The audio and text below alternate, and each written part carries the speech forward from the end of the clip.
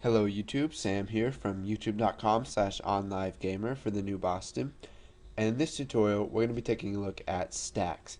Now, stacks are a collection just like queues or array lists, but stacks are a little bit different than queues. If you remember from the previous tutorial, queues use what is called FIFO, or first in, first out, such as a line of people at a ticket booth. And the first person to be in the line is going to get their stuff first, and they're going to be out first. Now, a stack is the opposite of that. A stack is a collection that uses LIFO, or so LIFO, which means last in, first out.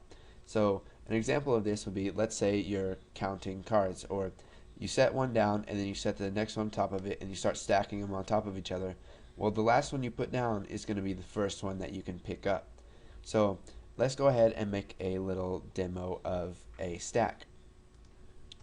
So we'll come up here and we'll type private my stack as new stack. So we've created a new stack, and now what we need to do is we need to add some items to this stack. Now you can store whatever data type you want in here, because the argument for push or to add to the stack takes object. Although I've read that it is not good to use different data types in it, and that you want to stick to the same data type. So what we're going to do is we're going to type myStack.push, and it says insert an object at the top of the stack. So it's going to be the last object, and it's going to be the first one out. So this would be the equivalent of adding to an array list or in queuing for a queue. So we'll just go ahead and push 1, and we'll do this for some more values. So myStack.push2 will push 3, and we will just push 4 after this. Now we can also make duplicates of 4. You do not have to go in a certain numerical order. So what we can do is we can either remove an item from the stack, or which is the last item that is added, or we can peek at it just like we can do with a queue, and it won't take it out. So let's go ahead and make a little demo of this. So we'll type message box, and then we will do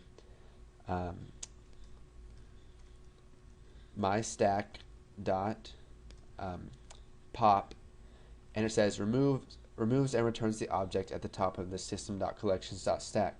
So what this is going to do is it's going to remove 1, and it's going to return it back to the caller. So when we call pop, it gets returned back to the message box, and that's what's going to display in the message box. And we'll just go ahead and convert that to a string for our message box, and you can see that if we go ahead and run this, it gives us 4, because it is last in, first out, and the last item we put in there was 4. So we'll type myStack.pop, and it should give us 4 again, because we have 2 4s in there. So it pops out the last 4, and then this one, it pops out the 4 before that. Now if we do that one more time, it will give us the value of 3. So you can see that it gives us 3 right there. Now we can also do peek. So if we type myStack.peek, it'll peek the last value in there. So we popped out 4, and we popped out 4 again. So what we have is 3. And then if we type message box myStack.pop.toString, it will remove 3 in there. So it's going to give us 3, and it's going to give us 3 again, because we never actually removed it, we just peeked at it. So go ahead and practice with some stacks and some queues and just remember that stacks are LIFO, or last in, first out, and queues are first in, first out. So once you got a little practice with some of those collection types, then go ahead and move on to the next tutorial, and thanks for watching.